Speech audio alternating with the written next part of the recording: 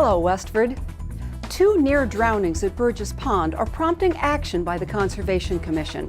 A historic house on Boston Road is being transformed, and the Ride for Live, Run for Live event drew hundreds to the 4-H Fairgrounds on July 15. I'm Nancy Burns, a WestfordCAT board member and guest host for this week's news program. WestfordCAT News is next.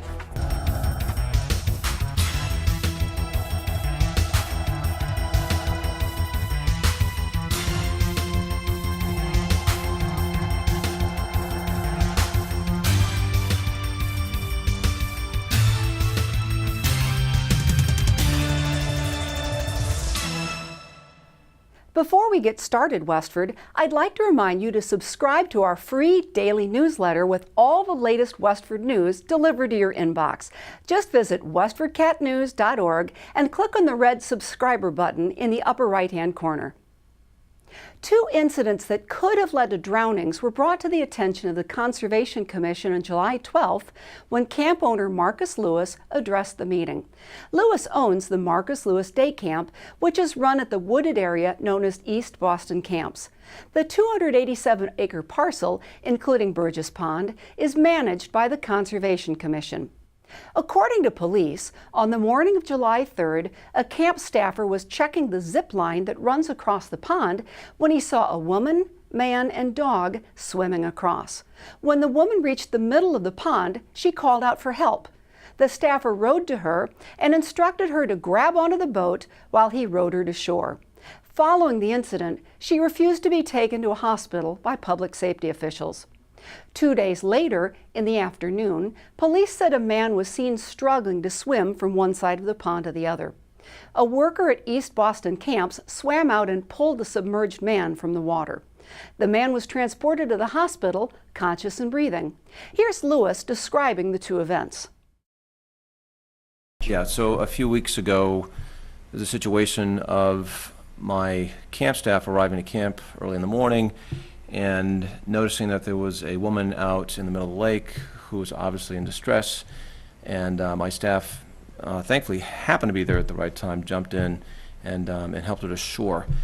My understanding is that she may be known because when the police get called, when something like that happens, we call the police, and the police had said, yeah, you know, we know who she is, or something like that, something to that effect.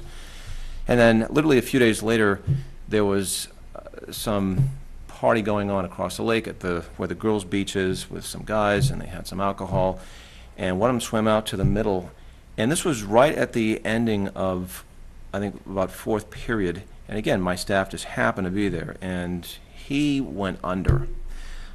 So they jumped in and managed to get him back up and brought him to shore, but this was a lot more serious. He had started turning kind of blue and didn't appear to be breathing, and then they got him kind of revived again, which was very traumatic. I can't tell you how traumatic it was to the staff. I mean, these are, you know, college kids. Yeah. On one hand, call an ambulance? Or? Oh yeah, absolutely. In fact, the officer had told him, look, you've got a choice. You can either go to the hospital, and he didn't want to go to the hospital. You can go to the hospital, I'll take you to jail because of the alcohol. Conservation Resource Planner Carol Gumbert said officials will post a sign near the pond warning swimmers that no lifeguards are on duty, alcohol is prohibited, and swimmers enter the water at their own risk. To watch the entire Conservation Commission meeting, visit westfordcat.org. The historic Luther Wilkins home at 24 Boston Road is under construction with a target completion date of spring 2019. Developer Bob Waskovich is converting the building into 4 condominiums with 2 and 3 bedrooms each. Although he hoped to salvage an L that was in the back of the house and the attached barn, Waskovich said the termite damage was too extensive and he was forced to demolish those structures. Waskovich has a reputation for preserving buildings. He and Westford resident Bob Webb restored the Meadowbrook Farm on Gould Street in the late 1990s. They preserved 84 of 127 acres to prevent an estate sale to a developer. Waskovich purchased 24 Boston Road in October for $225,000. A day designed to celebrate life brought 285 recreational athletes to the 4-H Fairgrounds in Westford on July 15th. The Ride for Live, Run for Live honors the memory of Olivia Marchand, who was known as Liv. Olivia died in a tragic incident of domestic violence in February 2010. Riders and runners help to raise money for the Live for Live Foundation, which raises awareness about domestic violence. Each year it gives funds to a Lowell shelter, awards a scholarship to Westford Academy Senior, and saves money to one day provide transitional housing for victims.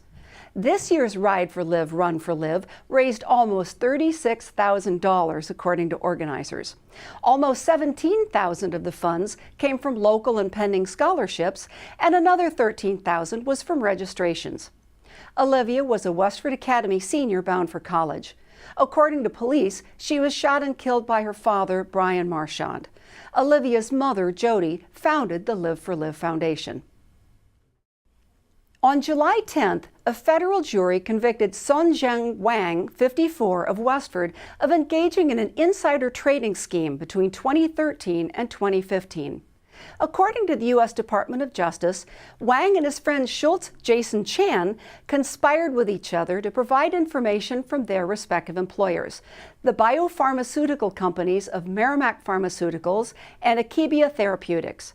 The two men gave each other insider information regarding the outcome of clinical trials at both Cambridge companies.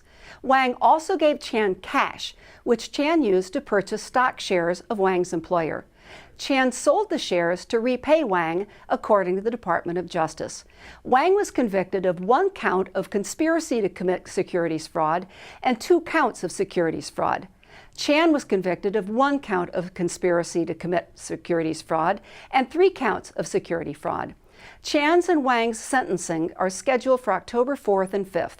Wang's lawyer said they will appeal. Chan's attorney did not return calls seeking comment. Daisy, a 9-month-old tree and walker coonhound mix, is in need of a loving home. Here's Patty Stocker with more. I stopped by the Lowell Humane Society recently and met Daisy, a 9-month-old treeing walker coonhound mix who's looking for a new home. Here's Marketing and Fundraising Manager Crystal Arnott with more. So this is Daisy. Daisy is a young treeing walker coonhound mix. She came here to the shelter because she's just a little bit too much for her family to handle. She is very much a puppy, despite being her very tall and leggy. She is a very silly little puppy who will need a lot of exercise and someone that is really willing to put in some time taking her to training classes. She loves to play with other dogs, so she would be a great candidate for a family looking to bring their dog to doggy daycare, or someone who has another young dog that really needs a playmate. She's very silly. She would probably do best in a home with older, like teenagers or adults, just because she is still such a puppy. She gets a little mouthy sometimes. She's still learning what's appropriate behavior, but she's very smart and responds really well to training. Just looking for a family that can make her part of their life and, take her hiking and be really active with her. She's good with other dogs, probably not a great match for cats, but she is just a love bug. She's probably not the best match for an apartment, looking for a home, a single family home that's not attached to other apartments, because being a hound, she can be a little barky sometimes. But when she's with you and spending time with you, she really is just a sweet, quiet girl. If you'd like to learn more about Daisy or any of the other pets looking for a new home at the Lowell Humane Society, or if you'd like to volunteer, donate, foster a pet, or fill their wish list, visit their website at lowellhumanesociety.org. They're located at 951 Broadway Street in Lowell. Call 978-452-7781. You can also find them on Facebook. For WestfordCAT, I'm Patty Stocker. You have to get up to sit. There you go. What about paw? Good girl.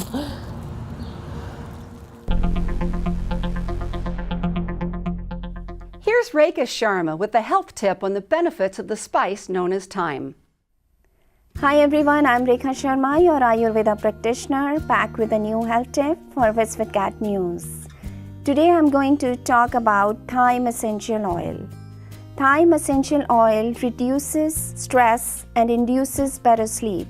It enhances the circulation and oxygenation of the affected areas. When applied to affected areas, reduces pain and inflammation of the joints. It boosts the immunity system by improving the good health of mucosal membrane. It regulates blood pressure, nausea, dizziness, and headaches. It is a natural stimulant and antispasmodic. You can use it in aromatherapy and local application. If you have any allergies, please contact your PCP before applying. I'll be back with a new health tip. Bye for now. So far, much of the weather this summer has been great. Let's see what weather.com is forecasting for the coming week. And don't forget that WestfordCAT honorary meteorologist Terry Eliason has a weather website just for Westford at westford.com/weather. You can also find a link to the site at westfordcatnews.org. Eliason is an Emmy Award-winning meteorologist and the executive weather producer for WBZ.